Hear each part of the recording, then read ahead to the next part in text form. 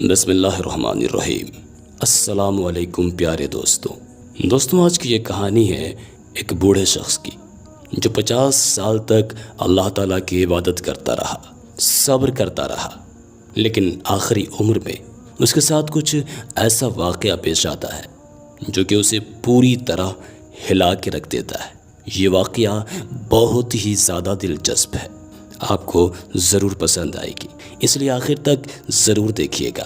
اور اگر اب تک ہمارا چینل اسلامک کہانی سبسکرائب نہیں کیا تو ضرور سبسکرائب کرتے ہوئے ساتھ میں لگے گھنٹی کے بٹن کو بھی دبا دیجیے گا۔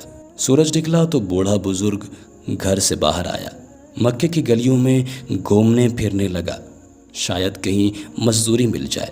تمام لوگ گرمی کی وجہ سے گھر کو لوٹ چکے تھے۔ مزدوری تلاش کرتے کرتے گرمی شدید تر ہوتی چلی گئی، اس کی ٹانگیں جواب دے رہی تھیں اور آنکھیں پتھرا گئی۔ کل رات اور دن سے بھوکا تھا، آج رات بھی وہ بنا کھائے ہی سو گیا تھا، اور آج دن میں وہ روزے سے تھا۔ پیٹ میں بھوک کی آگ لگی ہوئی تھی۔ اس کی خواہش یہی تھی کہ بس ایمان کی حالت میں موت آ جائے تاکہ وہ اس قید حیات سے رہائی پا جائے۔ انہی سوچوں میں گمسم مٹی کریت رہا تھا، اچانک اس کا ہاتھ ایک نرم اور ملائم چیز سے جا لگتا ہے۔ اسے کچھ یوں محسوس ہوتا ہے جیسے کہ سانپ کی دم ہو۔ وہ اپنا ہاتھ کھینچ لیتا ہے، پھر دل میں خواہش پیدا ہوتی ہے کہ کاش یہ سانپ مجھے ڈس لے اور میں جلد از جلد اس دنیا سے چلا جاؤں۔ لیکن ساتھ ہی خیال آتا ہے کہ مومن کے لیے کہاں جائز ہے کہ موت کی تمنا کرے۔ خودکشی کرنا اسلام میں ناجائز ہے، اسلام میں سخت حرام ہے۔ چنانچہ اس نے اللہ سے معافی مانگی اور دوبارہ اس چیز کو غور سے دیکھنے لگا۔ اسے بڑا تعجب ہوا کہ یہ بے حس و حرکت پڑی ہے۔ اس نے اسے پاؤں سے ٹھوکر بھی مارا، لیکن وہ چیز جوں کی توں پڑی رہی۔ اس نے ہاتھ سے مٹی ہٹا کر اسے پکڑا تو ہمیانی نکلی جو سونے کے دینار سے بھری ہوئی تھی۔ اسے دیکھ کر بھوک اور پیاس ختم ہو گئی، اعصاب میں نئی قوت پیدا ہو گئی، بلکہ مانو جسے جوانی ہی لوٹ آئی ہو۔ سوچنے لگا، میں کتنا خوش نصیب ہوں، یہ مال اپنے گھر والوں کے ہاتھوں میں تھماؤں گا تو کس قدر خوش ہوں گے۔ وہ اس وقت حسین اور روشن مستقبل کی امید میں خوشی سے پاگل ہو رہا تھا۔ اچانک ایمانی حس بیدار ہوئی اور دل میں القاء ہوا، یہ مال تیرا تو نہیں بلکہ یہ تو کسی اور کا ہے جو کہ گم ہو گیا ہے۔ سال بھر اعلان کرنے کے بعد اس صورت میں تیرے لیے حلال ہوگا جب اصل مالک نہ ملے۔ جب سال کی مدت اور اپنے رات کے کھانے کا تصور کیا تو پھر طاقت جواب دے گئی، کیا خبر سال بھر زندہ بھی رہوں گا یا نہیں، اور یہ بھوکی ننگی بیٹیاں کیا کھائیں گی، کیا پہنیں گی۔ خواہش پیدا ہوئی کہ تھیلی کو واپس اسی جگہ رکھائے اور آزمائش میں نہ پڑے، لیکن بذات خود دانا اور عقل مند انسان تھا۔ جانتا تھا کہ اگر گمشدہ مال کو دیکھ کر چھوڑ دے تو کوئی ذمہ داری نہیں ہوتی، لیکن اگر اسے پکڑ کر دوبارہ رکھ دیا جائے تو ذمہ داری رکھنے والے کی ہوگی۔ اسی قسم کے تفکرات دماغ میں ٹکرانے لگے۔ اسے محسوس ہوا کہ کن پٹی کی ہڈیاں چور ہو رہی ہیں۔ ایک طرف یہ خیال اٹھتا کہ دبا رکھو، کیا جاتا ہے، اللہ کا دیا ہوا رزق ہے، اس کے ذریعے بھوکی ننگی بیوی اور بیٹیوں کا پیٹ بھر جائے گا، ان کا تن ڈھانکوں گا۔ ارے کوئی بات نہیں ہے، طاقت ہوئی تو پھر سے دینار چکا دیں گے، اس کا کم بھی واپس کیا تو کیا فرق پڑے گا اس کو، اتنے سارے دینار ہیں اس میں۔ لیکن پھر دوسری طرف یہ خیال بھی پیدا ہوا کہ صبر کر، اے بھلے آدمی، امانت میں خیانت کا ارتکاب نہ کر۔ قبر کے کنارے بیٹھ کر مالک کی نافرمانی کا سوچتا ہے۔ چنانچہ پھر وہ اصل مالک کے ملنے تک ہمیانی گھر رکھنے چلا گیا۔ چوروں کی طرح گھر میں داخل ہوا تو اس کی بیوی نے دیکھ لیا اور پوچھا، ابو غیاث، ارے کیسے آ رہے ہو، کیا لائے ہو؟ جواب میں کہا، کچھ نہیں۔ بوڑھا انسان اپنی بیوی کو بتانا نہیں چاہتا تھا، جبکہ اس نے آج تک اپنی بیوی سے کوئی خبر چھپائی بھی نہ تھی۔ بیوی نے کہا کہ واللہ آپ کے پاس ضرور کوئی ایسی چیز ہے، لیکن کیا ہے، بتا دو نا۔ بوڑھا بزرگ ڈر گیا کہ کہیں میری بیوی کسی وہم میں مبتلا نہ ہو جائے۔ اسے سارا قصہ سنا دیا۔ وہ عورت دیندار تھی، لیکن ابو غیاث کی طرح صبر اور حوصلے والی نہ تھی۔ کہنے لگی، جاؤ اور کچھ خرید کر لاؤ، کیونکہ ہم لاچار ہیں اور لاچاروں پر تو مردار بھی حلال ہو جاتا ہے۔ ابو غیاث نے کہا، نہیں، ہرگز نہیں، اگر تو نے ان سے ہاتھ بھی لگایا یا کسی کو خبر دی تو تجھے طلاق ہے۔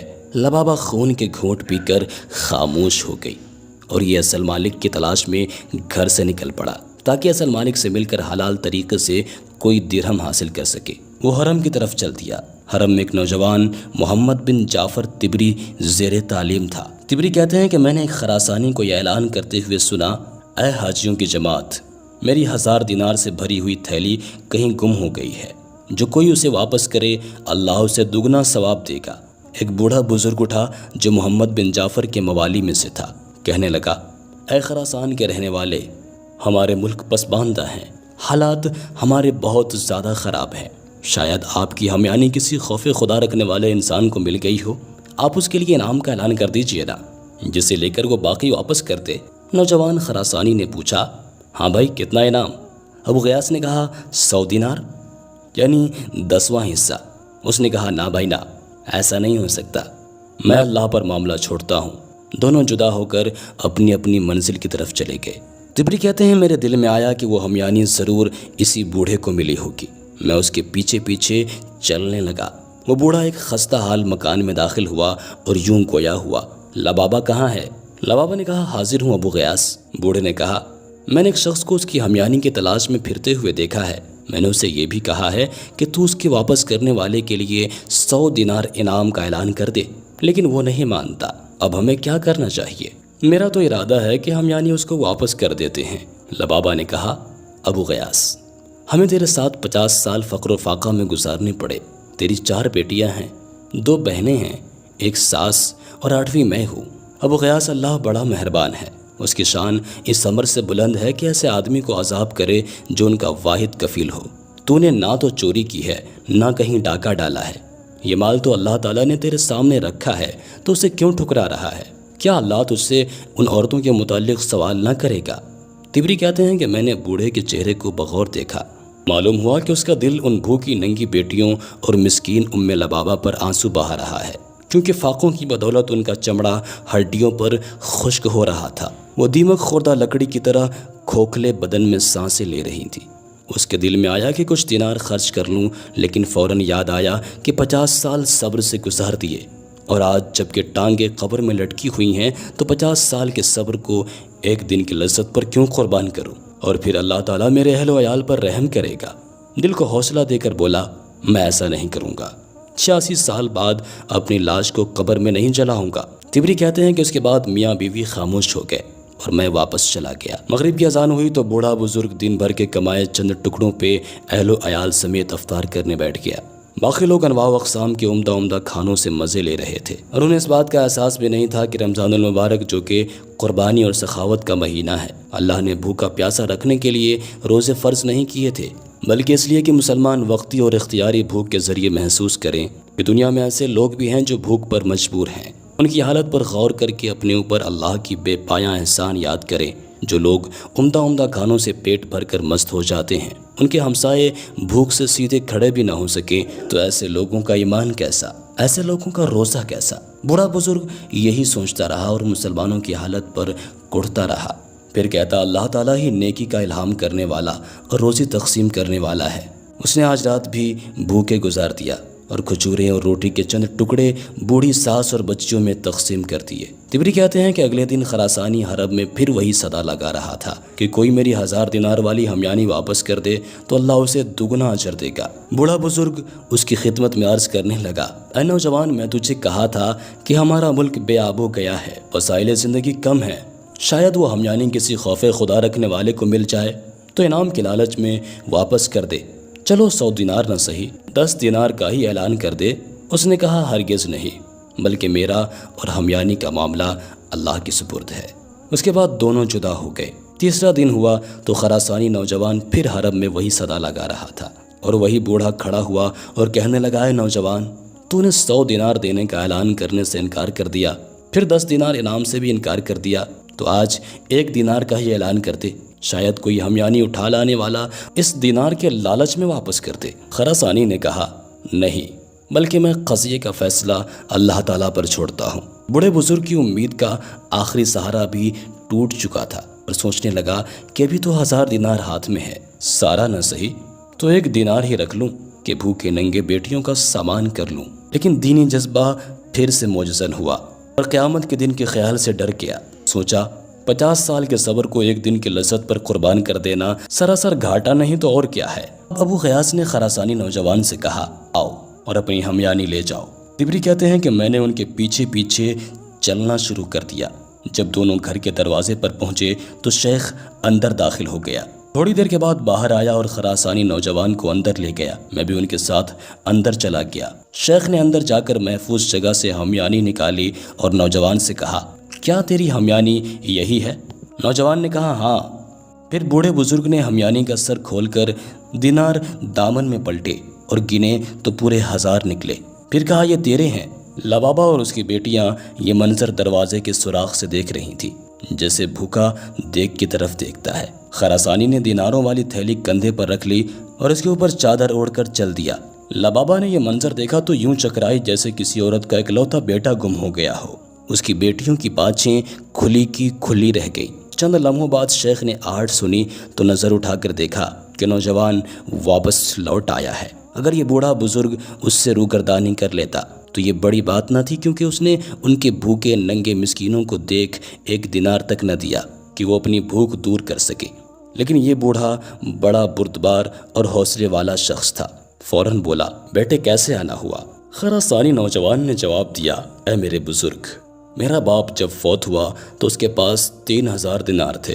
اس نے مجھے وصیت کی تھی کہ میری سواری بیچ کر حج کا خرچ بنا لینا اور 1000 دینار اس شخص کو دے دینا جو بہت زیادہ غریب ہو۔ چنانچہ میں نے اپنے وطن خراسان سے مکہ تک کسی کو تجھ سے زیادہ غریب نہ پایا۔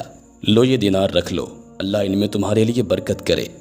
تبری کہتے ہیں کہ وہ نوجوان ہمیانی رکھ کر واپس چلا گیا۔ یہ منظر دیکھنے کے بعد میں بھی واپس جا رہا تھا۔ مجھے کسی نے پیچھے سے آواز دی۔